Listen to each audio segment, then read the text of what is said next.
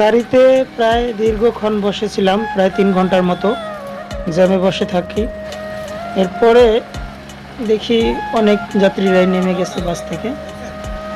পরে চিন্তা করলাম একা একা বসে থাকবো, তো ভালো লাগলো না। পরে আমার পাশের সিটেরই এক ভাই, সে বললে ভাই চলেন আমরা চলে যাই, সবাই যেহেতু নেমে গেছে আমরা বসে থেকে কী করবো।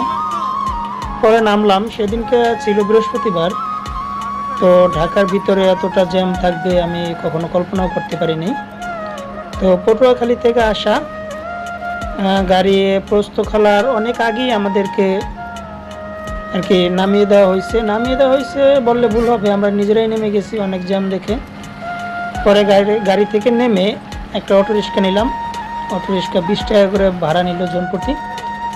তো ওই জায়গা থেকে অটোরিক্সায় চড়ে আমরা পোস্তখালা ব্রিজের পাড়ে নামলাম। তো আমাদের মতো অনেক যাত্রীরাই হেঁটে হেঁটে ব্রিজ পার হচ্ছিল। তো আমরা তো ওই জায়গার নতুন, কখনো এরকম আর কি হেঁটে হেঁটে পার হয়নি আর কি ব্রিজটা। তো ভয় লাগছিল, কিন্তু সাথে অনেক মানুষ থাকার কারণে তো চিন্তা করছি কোনো সমস্যা হবে না হয়তো বা।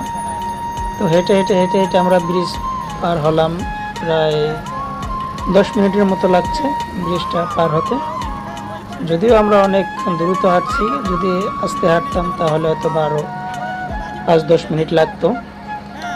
তো হেঁটে হেঁটে ব্রিজ পার হলাম। পার হওয়ার পরেও চিন্তা করছি যে ব্রিজ পার হয়ে এই পারে এসে হয়তো বা একটা গাড়ি নিয়ে তারপরে বাসার উদ্দেশ্যে যাব, কিন্তু কপাল খারাপ, এপারে এসেও গাড়ি পেলাম না। ওখান থেকে হাঁটতে হাঁটতে হাঁটতে হাঁটতে আমরা চলে আসলাম ধোলাইপাড়ে এসেও দেখি যে প্রচুর জ্যাম।